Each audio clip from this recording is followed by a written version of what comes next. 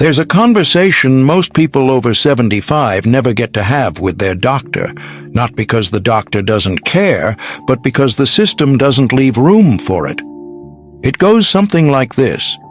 Here is what is quietly changing inside your body right now, not because something is catastrophically wrong, but because of where you are in life.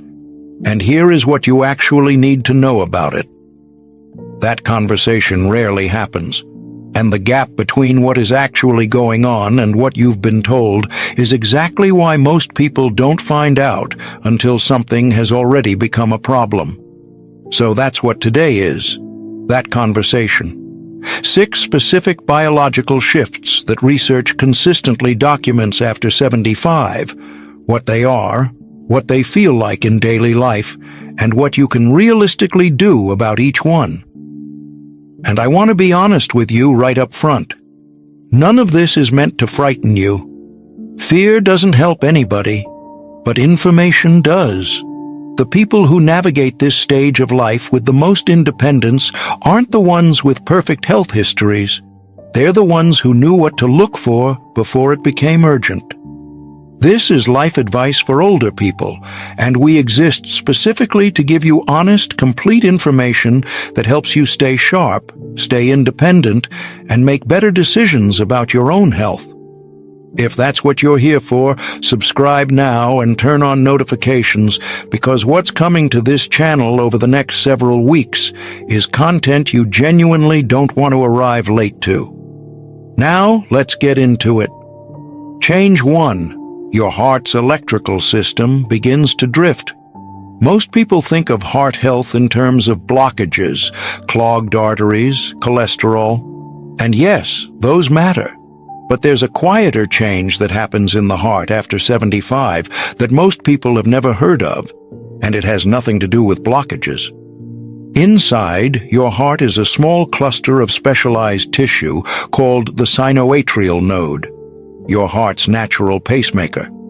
This structure generates the electrical signal that tells your heart when to beat and at what rhythm. When you're young, it's flexible and precise. It adjusts almost instantly, speeding up when you stand, slowing when you rest.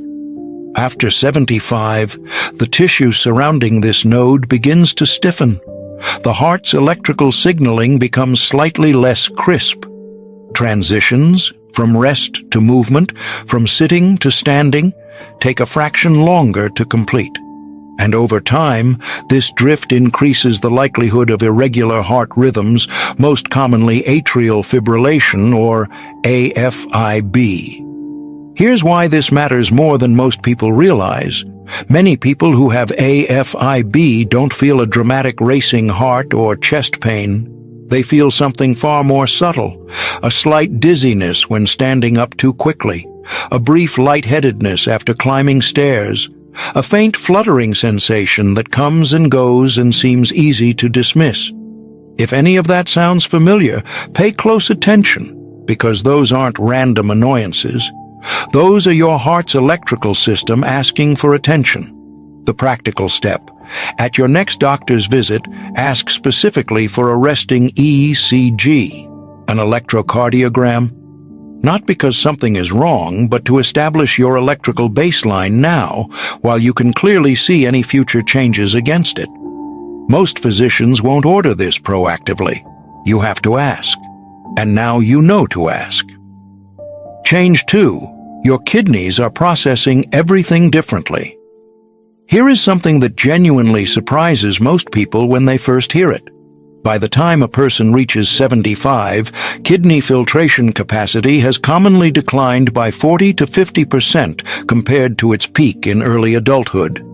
Now, that's a population average, not a guaranteed outcome for every person. Some people at 75 have better preserved kidney function. Some have less. The point isn't to alarm you with a number. The point is that this kind of significant decline is common. It's rarely discussed, and almost nobody is adjusting for it the way they should, including, often, the people writing the prescriptions. Your kidneys don't just filter waste. They regulate fluid balance, control blood pressure, manage mineral levels, and determine how your body handles every medication you take. When a drug is prescribed, the dosage is calculated based on assumed kidney function, often an average adult, not a 75-year-old whose filtration rate has shifted considerably. Medications can build up faster than expected, stay active longer than they should, and produce effects that are more intense than the prescribing doctor anticipated. This is one of the leading causes of what physicians call adverse drug events in adults over 70. Reactions that look like new medical problems, but are actually the consequence of medications not clearing efficiently. The signs to watch for: ankles or feet that swell noticeably by the end of the day, unusual fogginess or fatigue after taking a pain reliever or sleeping aid, blood pressure that's become harder to control despite being on the same medication for years. The action: ask your doctor to run a creatinine and BUN blood panel. Simple, inexpensive, and rarely ordered proactively unless you request it. Then bring a complete list of every medication you're taking, including over-the-counter drugs and supplements, and ask directly, "Given my current kidney function, are any of these dosed appropriately for me?" That one question has meaningfully changed outcomes for a lot of people. Objection: if this were important, my doctor would have said something. Now, I want to address something you might be thinking right now, because it's a fair thought. If this were really important, my doctor would have brought it up. Here's the honest answer.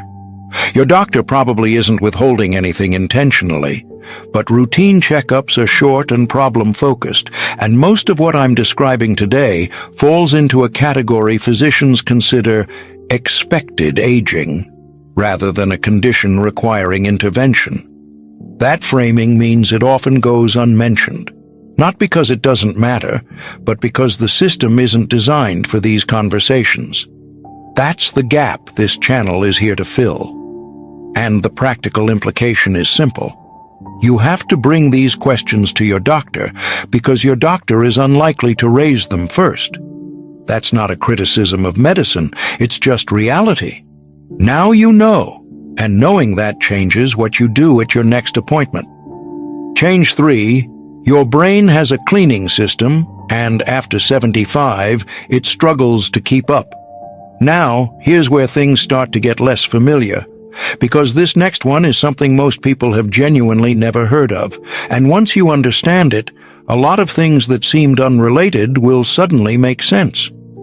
Your brain is the most metabolically active organ in your body.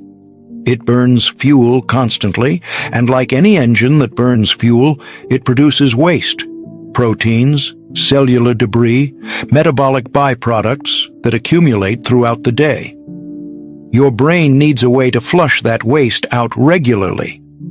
It does this through something called the glymphatic system, a network of channels surrounding the brain's blood vessels that becomes active primarily during deep sleep. While you sleep, cerebrospinal fluid is pumped through these channels, washing brain tissue and flushing accumulated waste proteins out of the brain entirely. After 75, two things happen simultaneously. The glymphatic system itself becomes less efficient. Channels narrow slightly, flow rate slows, and older adults tend to spend less time in the deep sleep stages where this cleaning process is most active. The result is that the brain's waste clearance becomes progressively less thorough. And one of the proteins that accumulates when clearance is compromised is amyloid beta, the same protein associated with the plaques found in Alzheimer's patients. This doesn't mean everyone with poor sleep is going to develop Alzheimer's. The relationship is complex, and I'm not going to overstate it. But what the research does show clearly is that chronic low-quality sleep in adults over 70 is one of the most modifiable risk factors for accelerated cognitive decline. Modifiable means you can actually do something about it. The sign to look for: If you're regularly sleeping 7 or 8 hours but waking up mentally foggy and unrested, that's not just bad sleep. That's a strong signal you're not reaching the deep stages your brain needs to complete its cleaning cycle. The action is not simply sleep more. It's to protect deep sleep specifically. Keep a consistent sleep and wake time 7 days a week, not just weekdays. Keep your bedroom genuinely cool, and be deliberate about alcohol in the evening. Even 1 glass of wine measurably suppresses deep sleep stages in older adults, even when it feels like it helps. You fall asleep faster. If sleep problems persist, ask your doctor about your sleep architecture, not just your duration. Those are different conversations, and the second one is the one that matters more at 75. Change 4. The muscles you need most are the first to go. This is the one that surprises people most, because we've all heard that muscle declines with age, but that framing misses the most important part of the story. Your muscles are made up of 2 primary fiber types. Slow-twitch fibers are designed for endurance, sustained activity, walking, posture. Fast-twitch fibers are designed for quick, explosive movements and rapid reactions. After 75, fast-twitch fibers atrophy significantly faster than slow-twitch fibers. In practice, this means the muscles responsible for your sustained walking and posture hold up reasonably well, but the muscles responsible for your reflexive split-second reactions, the ones that engage in the fraction of a second when you start to lose your balance, those are the ones disappearing fastest. This is why falls become so much more dangerous after 75. It's not that older adults are simply weaker in a general sense. It's that the specific neuromuscular system designed to prevent a stumble from becoming a fall is the one being compromised. The catch reflex, that automatic grab, that quick step sideways, that instant correction, requires fast twitch activation. When those fibers are depleted, the window between stumble and fall closes much faster than it used to. Think back over the past several months. Have you had stumbles where you caught yourself but felt surprised by how close it was? Have you noticed that your corrections feel slightly delayed, slightly less automatic? That's not clumsiness. That's fast-twitch fiber loss showing up in real life. The action, resistance training that specifically challenges reactive movement, not just stretching or slow walking, but actual resistance work, including movements that require quick direction change or rapid response. Chair-based resistance exercises, resistance band work, and supervised balance challenges all help maintain fast twitch function even in adults in their late 70s and 80s. Twice a week is enough to make a meaningful difference. You don't need to become an athlete. You need to give those fibers enough stimulus to slow the loss. Change 5. The community living inside your gut is changing, and it reaches far beyond digestion. This is where most people get it wrong, because when gut health comes up, most of us think about digestion and stop there. But what's actually happening to your gut microbiome after 75 reaches much further than your stomach. Inside your digestive system lives a vast, complex ecosystem of bacteria and microorganisms. In a healthy adult, this ecosystem contains thousands of different species working together to digest food, produce vitamins, regulate immune function, manage inflammation, and, this surprises most people, communicate directly with the brain through what researchers call the gut-brain axis. The key to a healthy microbiome is diversity. The more varied the species, the more resilient and functional the ecosystem. After 75, that diversity drops significantly. Key bacterial strains decline. The ecosystem becomes dominated by fewer species and less capable of performing all the functions it once did.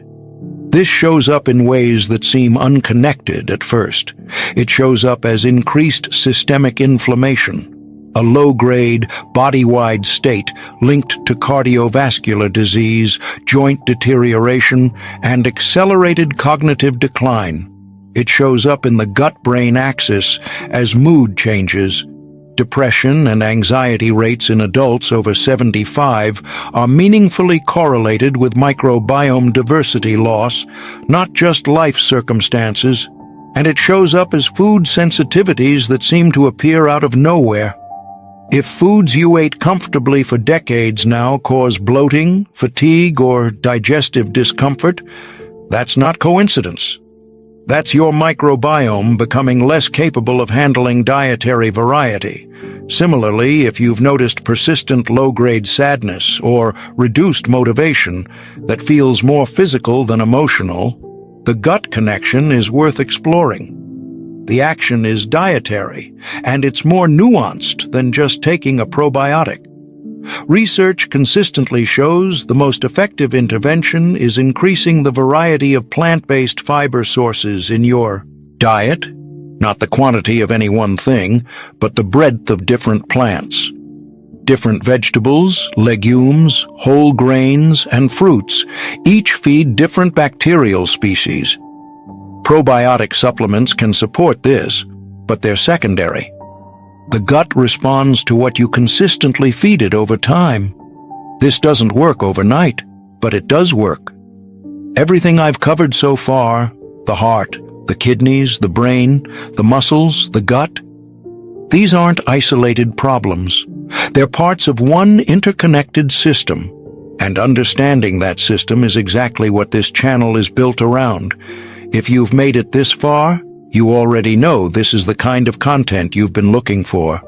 Subscribe now, hit the bell for notifications, and stay with us, because what's coming over the next few weeks is just as important as what you've heard today. Now, let's get to the final change. And honestly, this is the one that quietly sits underneath all the others. Change 6. Your body's internal clock is losing its precision. Every living cell in your body contains a biological clock, not a metaphor, an actual molecular mechanism encoded in your DNA that tracks the approximate time of day and uses that information to schedule nearly every physiological process your body performs. Hormone release, immune activity, cell repair, body temperature regulation, blood pressure cycling. All of it runs on a timing schedule governed by your circadian rhythm. When you're young, this internal clock is precise and well synchronized. It takes its cues from external signals, primarily light, and it keeps all your body's internal systems running on coordinated schedules. After 75, that precision begins to erode. The master clock in the brain gradually loses sensitivity to the light signals that normally keep it calibrated. The result is circadian rhythm drift. Your body's internal timing becomes less consistent and less capable of coordinating all the systems that depend on it. The signs are easy to recognize once you know what you're looking for. You feel genuinely alert at 2 or 3 in the morning, then experience a reliable fatigue crash in the early afternoon. Your body temperature regulation feels inconsistent, cold when others are comfortable, or suddenly warm when nothing has changed. Your energy peaks and valleys no longer follow predictable patterns. Now, here's where most people get this wrong. They chalk all of this up to just getting older and leave it there. But circadian drift affects 3 specific things that have real health consequences. First, medication effectiveness. Many medications are most effective when taken in sync with specific biological windows. Windows, your body's clock, is supposed to open and close on schedule. When the clock drifts, those windows shift unpredictably. Blood pressure medications, for example, are calibrated to your body's natural blood pressure cycle.